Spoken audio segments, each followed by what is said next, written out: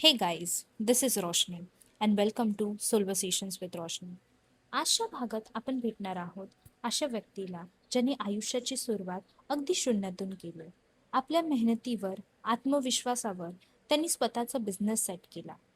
तर चला स्वागत करूया त्या खऱ्या अर्थाने सेल्फ मेड बिझनेसमॅन आकाश साळवे यांचा. सर, तुमचा हा प्रवास आयडियापासून एक्झिक्युशनपर्यंत कसा झाला? मला सर्वात पहिलं म्हणजे कपड्यांची आवड होती. मी कुठेही जायचो तो कपडे बघायचो. मला आवडायचं शॉप वगैरे ह्या त्या गोष्टी. पण बजेटचं याची काही मला काही आयडिया नव्हती का सुरुवात कशी होते, काय होतं याचं कुठलंही मला नॉलेज नव्हतं. मग मी माझ्या शहरापासून तर अहमदनगरला शिफ्ट झालो आणि शिफ्ट होताना माझा एक मित्र होता सोबत, शरद नाव आहे त्याचं. तर त्यांनी मला सांगितलं की तू कपड्याचा व्यवसाय चांगला करू शकतो. तर त्याने मला आयडिया दिल्या की इथं अहमदनगर शहरामध्ये भरपूर गोष्टी आहेत. इथनं भरपूर ब्रँडची सुरुवात झाली. तू बघ तुझं काहीतरी नवीन करू शकतो. इथं भरपूर जण शर्ट मॅन्युफॅक्चरिंग करतात, खूप जण ट्रेडिंग करतात. तर तूही स्वतःचा असं काहीतरी नवीन ब्रँड वगैरे. तर मग स्टार्टिंगला मला काही आवड नव्हती. तर मी 2-3 फ्रँचायझीवाले आहेत, भरपूर मोठे आहेत अहमदनगर शहरामध्ये. तर त्यांच्याकडे गेलो. तर त्यांनी सांगितलं मला की तुम्हाला फ्रँचायझीसाठी 1-2 लाख खर्च येईल. काहींनी सांगितलं 1 लाख खर्च येईल. मग मी विचार केला की आपण काही जरी केलं तर आपल्याला लोकांचं नाव मिळणार आहे. बरोबर. आपलं नाव कसं मोठं करता येईल. तर त्यासाठी विचार केला मी. अहमदनगर शहरामध्ये मी 2 महिने होतो. तर मी काय करायचो, वेगवेगळ्या शॉपला व्हिजिट करायचो. तर मला काही बजेटची आयडिया नव्हती, हे नव्हती. मग मी त्यांच्याकडे गेलो ना, असे शर्ट मोजायचो. अच्छा. तर किती शर्ट आहेत. तर मग काहींच्या शॉपमध्ये 500 शर्ट असायचे किंवा 1000 शर्ट असायचे. तर मग मी एक बजेट लावायचो, यार काय याची खरेदी काय असेल आणि हे विकत काय असतील. तर खरेदी असेल तर एक काय 3.5-4 लाखापर्यंत शर्ट आलेत. तर पॅन्ट किती 36. असं करून मी एक बजेटचं कॅल्क्युलेशन केलं. त्यानंतर मी यूट्यूबवर व्हिडिओ बघायचो. त्यामध्ये मग मला वेगवेगळ्या खरेदीचे दिसायचे. काय असतं जेव्हा आपण स्टार्टिंग करतो ना, आपल्याला कोणत्या गोष्टीचं नॉलेज नसतं. तर मग त्या टायमाला मला दिसायचं की यार ₹160 शर्ट, ₹200 शर्ट, 250ला. मग मला वाटायचं यार भरपूर मार्जिन आहे यामध्ये. तसं करून मी एक बेसिक नॉलेज घेऊन उतरलो त्यामध्ये. आणि माझ्या एका मित्रांचं शॉप होतं. तर त्याला विचारलं मी की यार म्हटलं तू खूप भारी शॉप चालवतो, तुझं शॉप खूप चालतं. पण तुझं आपल्या संभाजीनगर शहरामध्ये पण मला तालुक्या लेवलला सुरू करायचं, तू मला मदत करशील का? तर मी त्याच्याकडनं खरेदी वगैरे करायचो. मला अपेक्षा होती की तो मला मदत करेल. पण त्याने कुठंतरी मला म्हणे की नाही, जर मी तुला माझ्या काही गोष्टी सांगणार तर माझ्याकडे कोण येणार. त्याला मी सांगितलं की यार मी तुझ्यापासून 50 किलोमीटर लांब सुरू करतोय, तुम्हाला मदत करू शकतो. पण नाही, त्याने जरा इगो हट केला. तर मग इगो हट केला तर मग ती गोष्ट मनाला लागली. तर माझ्या आणखीन 2-3 मित्रांचे शॉप होते. मग मी त्यांच्याशी संपर्क केला. ते म्हणे चला, मला काही मार्केट माहिती आहेत, आम्हालाही खरेदीला जायचं आहे, तुलाही सोबत घेऊन जाऊ. तसं करत करत मग मी गेलो, शॉपची वगैरे खरेदी केली, बघितलं कसं करतात, काय करतात. तर जसं मला यूट्यूबवरती दिसलं होतं तसं त्यापेक्षा ॲक्च्युअल वेगळं होतं. ज्या शर्टांची प्राईस होती ती खूप जास्त होती, म्हणजे 360, 380. आणि ते मार्केटला ते शर्ट विकायचे 400-500ला. म्हणजे ₹500 त्या टायमाला शर्ट होतं. तर मी म्हटलं यार खूप कमी मार्जिनवरती आहे आणि खूप जणच हा व्यवसाय करतात, भरपूर साऱ्या फ्रँचायझी सुरू झाल्या होत्या. तर मग आपलं कसं काय होईल. पण एक मनात जिद्द होती की आपल्याला सुरुवात करायची आहे.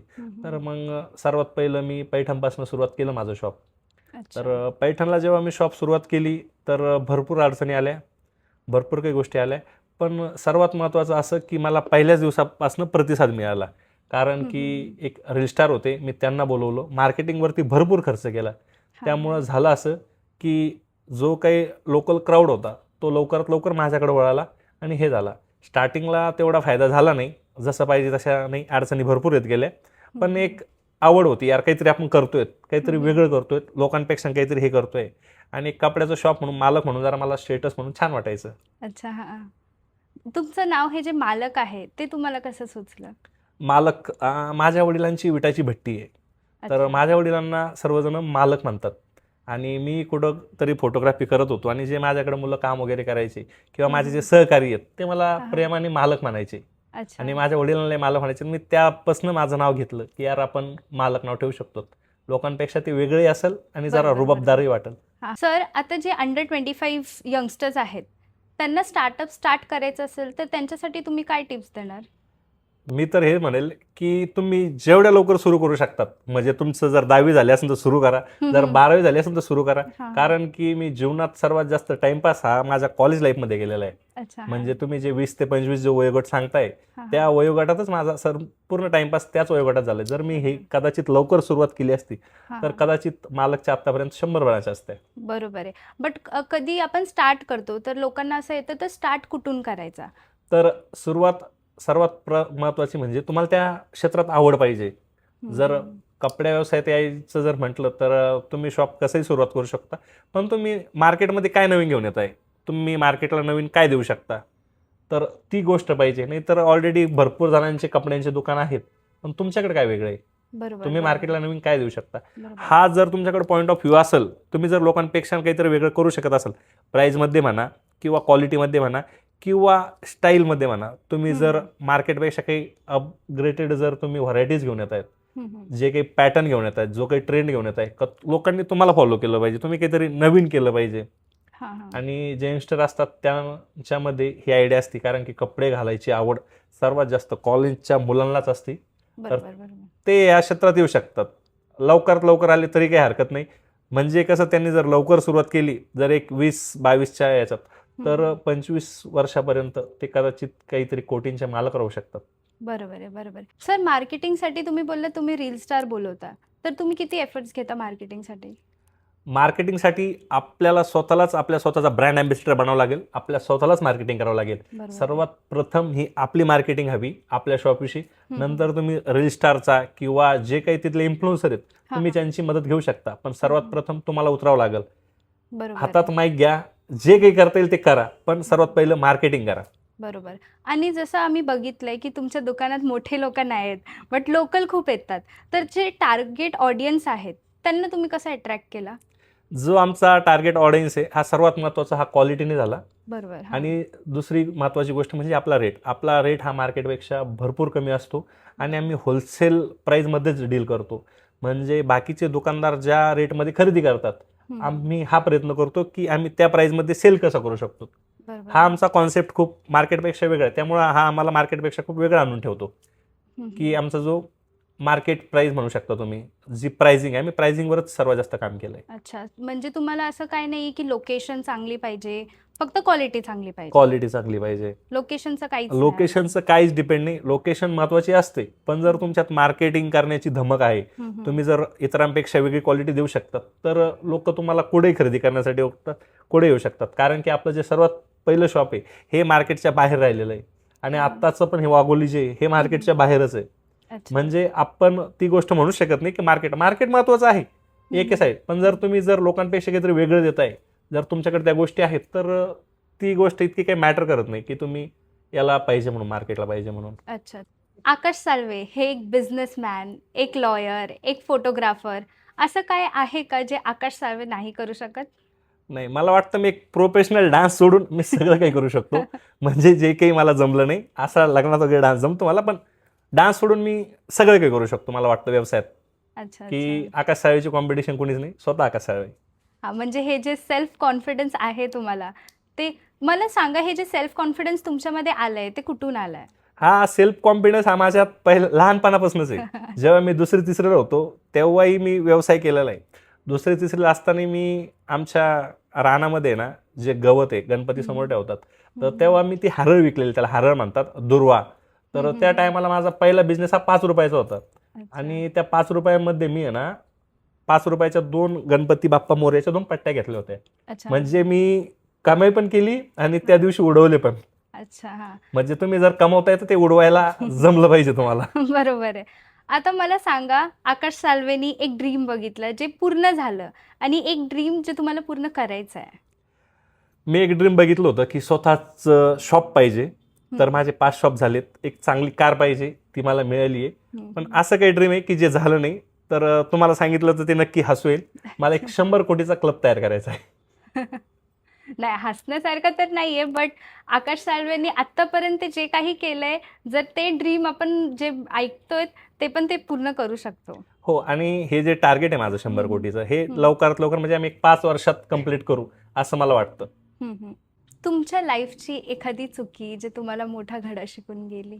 हा, लाईफची एखादी म्हणू शकता तुम्ही चुकी, की चुकीच्या व्यक्तीवर प्रेम करणं जो की भरपूर मोठा धडा असू शकतो, की अच्छा. तुम्ही एखाद्या चुकीच्या व्यक्तीच्या संगतीमध्ये आहात. बरोबर. हे सर्वात लाईफमधला चुकीचा धडा मला वाटतो. कारण की जर जे काही माझ्या पास्टमध्ये घडलं नसतं तर मी आजपर्यंत इथं नसतो.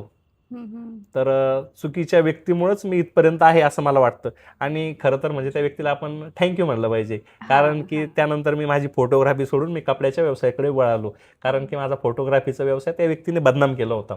अच्छा. तर मला एक पर्यायी व्यवस्था म्हणून किंवा पर्यायी बिझनेस म्हणून मी कपड्याच्या व्यवसायाकडे वळालो. मला आवड तर होतीच, पण दुसरी गोष्ट की त्या आयुष्यामध्ये एक टर्निंग पॉईंट भेटला मला, की यार आपला या क्षेत्रात अपमान झाला, आता परत नको जायला आपण. बरोबर. ते इंग्लिशमध्ये बोलतात ना, की everything that happens has a reason. तसंच तुमच्यासोबत झाला. हो, तसंच माझ्यासोबत घडलंय. तुमचं फोटोग्राफी जे तुम्ही स्टार्ट केली, तुमचा जो प्रेम होता फोटोग्राफीवरती, ते तुम्हाला काय वाटतं, की आता पण आहे का आकाश साळवे परत फोटोग्राफी करणार की नाही करणार? नाही, माझं फोटोग्राफीवरलं प्रेम आजही कमी झालं नाही. मला आजही ती आवड आहे. मी स्वतः माझे फोटो काढायची आवड आहे आणि मला लोकांचे फोटो काढायची आवड आहे. आज पण मी जर कॅमेरा बघितला तर माझा मोह आवरत नाही. कॅमेरा हातात घेतल्याशिवाय किंवा त्याच्या सेटिंग्सशी खेळल्याशिवाय हां, किंवा हां. फोटो काढल्याशिवाय मला आजही ती आवड आहे आणि मला ते करायला आवडतं. त्याच्यासोबत तुम्ही लॉयर पण आहात. त्याच्याबद्दल तुम्हाला काय बोलायचं आहे? मी ह्या वकिली क्षेत्रात तुम्हाला सांगितलं ना, जे पास्टमध्ये घडलं त्यामुळेच मी वकिली क्षेत्रात आलो होतो. म्हणजे पहिल्यापासून कसं बिझनेसमॅन एक शार्प माइंडेड असतो. तो बरोबर. आपले जे पुढं आपल्यासोबत काय घडणार आहे किंवा काय आहे त्याची त्याला चाहूल असती. त्या हां. गोष्टी त्याला कळतात. तर त्यानुसार मला एक आवडही होती. आणि जर म्हटलं एक डिग्री वगैरे एक जर नाव जोडलं गेलं ॲडव्होकेट आकाश साळवे तर छान वाटेल. हां. मी त्यामुळं गेलो. त्यामुळं तिथं सुरुवात केली. एक याच्यात मला शिक्षणातली जास्त काही आवड नाही, तरी एक सुरुवात केली, बघितलं करून, तर झाली डिग्री वगैरे कंप्लीट. तर छान वाटतं आज. लोकं मालक सोबत कधी-कधी ॲडव्होकेटही म्हणतात. मग ती एक चांगलीच गोष्ट एक झाली. चांगलीच गोष्ट आहे. सर, हे जे लहान मुलं इन्व्हेस्टमेंटकडे जात आहेत, तर तुम्हाला काय वाटतं, की कशामुळे लहान मुलांना हे जे फायनान्स मार्केट आहे, शेअर मार्केट आहे, हे सगळं त्यांना कसं कळायला लागलं? सर्वात प्रथम आपण म्हणू शकतो की रीलच्या माध्यमातून. आजकाल मुलं जे ट्रेडिंगच्या जे रील बघतात, त्यामुळे त्यांना वाटतं की यार आपणही असं राहायला पाहिजे, असं करायला पाहिजे. त्यामुळं मला सर्वात जास्त वाटतं की रील हे सर्वात महत्त्वाचं कारण असू शकतं की त्याकडं मुलं वळालेत, बरोबर. ट्रेडिंगकडं. सर, आता जे हे टॅक्सेस लावलेत, तुम्हाला काय वाटतं, हे जे टॅक्सेस लावलेत ते व्हॅलिड आहेत की नाही लावायला पाहिजे किंवा अजून जास्त लावायला पाहिजे? नाही, व्हॅलिड आहेत टॅक्सेस. हां. तसं नाही म्हणू शकत आपण की अनव्हॅलिड आहेत. नाही, व्हॅलिडच आहेत. हं, हं. संपूर्ण विचार करूनच हे लावलेत. पण जेव्हा तुम्ही स्टार्टिंग करता, हं. तर स्टार्टिंगच्या याच्यात तुम्हाला टॅक्सेस ह्या त्या गोष्टीत अडकायला नाही पाहिजे. कारण की तुम्ही व्यवसायाची सुरुवातच करत असता. तुमची सुरुवात असते 2 लाख, 3 लाखापासून सुरुवात असते. बरोबर. तर जो काही स्टार्टिंग पिरियड असतो, त्यामध्ये काही हे इतकं व्हॅलिड पॉईंट नाही आहेत.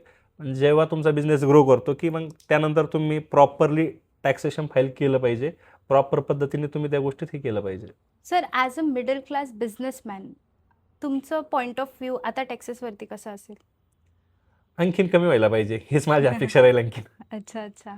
हो, कारण की टॅक्सेस हे भरपूर आहेत. त्यामध्ये जितकं काही होईल, बिझनेसमॅनला नेहमी वाटतं की आणखीन कमी पाहिजे, आणखीन कमी पाहिजे. हां. मलाही तीच अपेक्षा आहे की आणखीन कमी राहायला पाहिजे.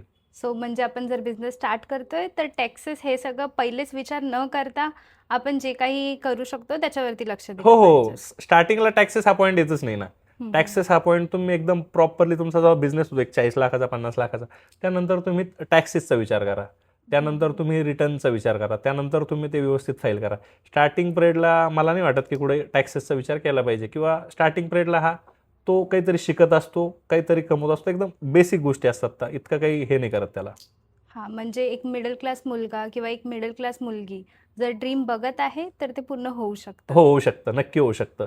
जर मिडल क्लास मुलगा बघू शकतो, ड्रीम बघतोय, तर काय असतं माहिती आहे का, तुम्ही जेव्हा टॅक्स भरता, प्रॉपर रिटर्न फाईल करता, तर त्यावरती तुम्हाला लोन वगैरे पण भरपूर अवेलेबल आहेत. पण त्याला तुम्हाला एक 2 ते 3 वर्ष द्यावं लागतं. व्यवस्थित तुम्हाला रिटर्न फाईल करावं लागतं. व्यवस्थित तुम्हाला टॅक्सेशन हे करावं लागतं. त्यानंतर जर तुम्हाला एक 10 लाखापासून तर 50 लाखापर्यंत लोन इझिली अवेलेबल होतं. जर तुम्ही प्रॉपर पद्धतीने जर फाईल अप करताय, सगळ्या गोष्टी होत आहेत, तर होतं ते. एका बिझनेसमॅनमध्ये असे कोणते 3 क्वालिटी पाहिजेत? सर्वात प्रथम त्याला जिद्द पाहिजे. आपण जो व्यवसाय करतो त्याने तो जिद्दीने गेला पाहिजे. दुसरी महत्त्वाची गोष्ट नीतिमत्ता पाहिजे त्याची. नीतिमत्ता साफ पाहिजे. तो जो विकतोय जो कस्टमरला देतोय त्याला स्वतः त्या प्रोडक्टवरती कॉन्फिडन्स पाहिजे आणि द्यायची पण त्याची नीतिमत्ता एकदम साफ पाहिजे, जेणेकरून की कस्टमरने ते परिधान केल्यावर त्याला कॉन्फिडन्स वाटेल आणि ही गोष्ट वाटेल. आणि सर्वात महत्त्वाची म्हणजे कन्सिस्टन्सी पाहिजे तुमची. एकदम तुम्ही नियमितपणे तो बिझनेस 365 दिवस फ्लो केला पाहिजे. एक दिवसही शॉप बंद न करता, बिझनेस सेल होऊ नाही होऊ, पण त्याने कंटिन्युअसली त्यात स्वतःला झोकलं पाहिजे असं मला वाटतं. सर तुमचं फेवरेट बिझनेसमॅन कोण आहे? सर, रतन टाटा हे अच्छा. माझे फेवरेट बिझनेसमॅन आहेत. हां हां. माझे नाही, ते प्रत्येक भारतीयांचे फेवरेट आहेत. बरोबर बोललात तुम्ही.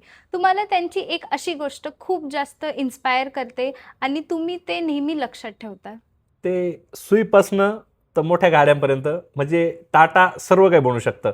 टाटा सर्व काही बनवतं, म्हणजे खाण्याचे प्रोडक्ट्स असो किंवा तुम्ही क्लोथिंग प्रोडक्ट्स म्हणू शकता किंवा गाड्या वगैरे म्हणू शकता. प्रत्येक ब्रँडमध्ये टाटा आहे. सर तुमच्या समोर प्रशंसा करणारे खूप लोक आहेत आणि तुमच्या मागे बोलणारे पण. सो जे तुमच्या मागे बोलतात त्यांना तुम्हाला काय सांगायचं आहे? आपल्या मराठीमध्ये एक वाक्य आहे की चांगल्या रस्त्याला गतिरोधक आणि चांगल्या व्यक्तीला विरोधक हा नेहमी असतो. तर जे प्रशंसा करतात त्यांचं मनापासून धन्यवाद नेहमी राहीलच. पण जे तुम्ही म्हणतात की पाठीमागं बोलण्याचा आपण जास्त विचार करत नाहीत, कारण की त्यांची समोर बोलण्याची हिंमत नाही, त्यांची तेवढी हे नाही आपण म्हणू शकतो. त्यामुळे आपण त्या गोष्टीला जास्त महत्त्व नाही देत, आपण त्याला इझी घेतो. कठीण परिस्थितीत तुम्ही कशी प्रेरित राहतात? तर व्यावसायिक मित्राने माझ्या मते सर्वात पहिले ना आपल्या भिंतीवर लिहिलं पाहिजे की हा दिवस जाणार आहे. म्हणजे जर आज तुमचा वाईट दिवस आहे तोही जाणार आहे, आणि जर आज तुमचा जर एकदम चांगला दिवस चालू आहे, तुमचा चांगला सेल चालू आहे, तोही दिवस जाणार आहे. म्हणजे तुम्हाला दोन्ही गोष्टीला फेस करता आलं पाहिजे असं माझं मत आहे. कारण की हे गौतम बुद्धांनी सांगितलेलं एक वाक्य आहे की जेव्हा तू दुःखात असशील तर असं एक वाक्य लिही की तुला ते वाचून खुशी झाली पाहिजे, आणि जेव्हा तू सुखात असशील तेव्हा ते वाचून तुला ते दुःख झालं पाहिजे. तर ते एकच वाक्य आहे की हा दिवस जाणार आहे. सक्सेस तुमच्यासाठी काय आहे? तुम्ही जे करताय त्यावरती तुमचे आईवडील समाधानी आहेत, ते खुश आहेत. माझ्या मते तेच सर्वात मोठं सक्सेस आहे. सक्सेस म्हणजे असं नाही की पैसा आला, फेम आलं, त्या गोष्टी मी त्याला सक्सेस नाही मानत. तुमचे आईवडील समाधानी पाहिजेत. तुम्ही ज्या गोष्टी कमवताय ते उडवता आले पाहिजे. तुम्ही स्वतःवरती समाधानी पाहिजे, म्हणजे तुम्ही त्या गोष्टीचा फील घेतला पाहिजे. तुम्ही जर पैसे कमवताय तर तसं तुमचं राहणीमानही राहिलं पाहिजे, तुम्ही तसे राहिले पाहिजे, तसे तुम्ही उडवले पाहिजे.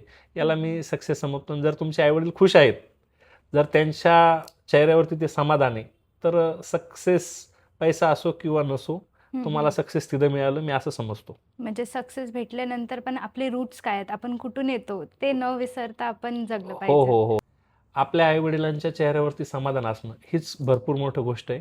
यावरतीच मी सक्सेस समजतो आणि हे करतो. कारण की जर त्यांचा आशीर्वाद असेल तर दुनियातली कोणती शक्ती नाही की जी तुम्हाला हरवू शकते.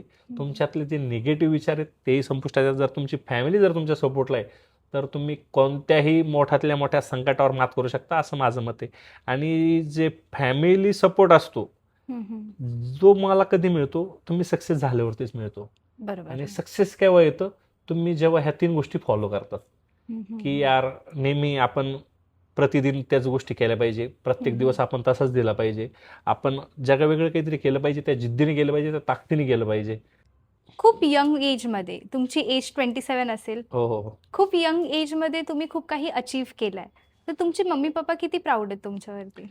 माझे मम्मी पप्पा खूप प्राऊड फील करतात जेव्हा त्यांना त्यांचे मित्र वगैरे भेटतात किंवा आमचे फॅमिली रिलेटिव्ह भेटतात. ते असे त्यांना हक्काने माझी प्रोफाईल दाखवतात, बघा माझ्या मुलाचा व्यवसाय बघा, हे करतात. माझी मम्मी कधी कधी माझे स्टेटसही ठेवते. माझे वडील आहेत ना, त्यांच्या मोबाईलचा वॉलपेपरही माझाच फोटो आहे, म्हणजे जो मालकचा फोटो आहे ना तोच फोटो आहे. म्हणजे ते खूप प्राऊड फील करतात, ते समाधानी आहेत. मला तिथंच माझं सक्सेस मिळालं असं मला तरी वाटतं. हा हा, म्हणजे प्रत्येक मुलांना हेच असतं की मम्मी पप्पा खुश राहिले तुमचे पाहिजे. आई वडील हे पाहिजे, पैसा हा हे सक्सेस नाहीये. बरोबर, बरोबर. जर त्यांच्या चेहऱ्यावरती समाधान आहे तर तुम्ही सक्सेस झाला असं मला वाटतं. हा हा, थँक्यू सर. आज तुमच्यासोबत बोलून खूप बरं वाटलं आणि मला माहिती आहे माझे व्ह्युअर्सना पण त्यांचे खूप जे क्वेश्चन्स होते की बिझनेस कसं स्टार्ट केलं पाहिजे, कुठून स्टार्ट केलं पाहिजे, त्याचे आन्सर्स पण त्यांना भेटले असतील. सर तुम्हाला माझ्या व्ह्युअर्सला काही बोलायचं आहे का? हो, जर तुम्ही व्यवसाय सुरू केला नसेल तर उशीर झाला नाहीये, लवकरात लवकर या, सुरू करा. जर तुमचं एज असेल 20 ते 25 पर्यंत, जर तुम्ही कॉलेज करून जर टाइमपास करणार असेल तर बिलकुल करू नका. जर तुमचा शिक्षणात इंटरेस्ट नसेल तर तुम्ही ते द्या सोडून, व्यवसायात उतरा. इकडं तुम्ही चांगल्या पद्धतीने करू शकता. कारण की भरपूर असं झालंय की मुलांचा काही शिक्षणात इंटरेस्ट नसतो, आई वडील बळजबरी हे करतात, मुलंही बरोबर, तिथंच बरोबर. थांबतात. घरच्यांची इच्छा असते एमपीएससी करायची, एमपीएससी करतात, काहींची इच्छा असते भरती करायची, हम्म, भरती वगैरे करतात. पण त्या गोष्टीत अटकून न राहता आजच सगळ्या गोष्टीला हे करा, हम्म. तुम्ही बिझनेसमध्ये डायरेक्ट उतरून जा. आज सक्सेस नाही मिळणार, पण एक 2 ते 3 वर्षात हा दिवस तुमचाच राहील. बरोबर. Thank you so much sir. Thank you ma'am.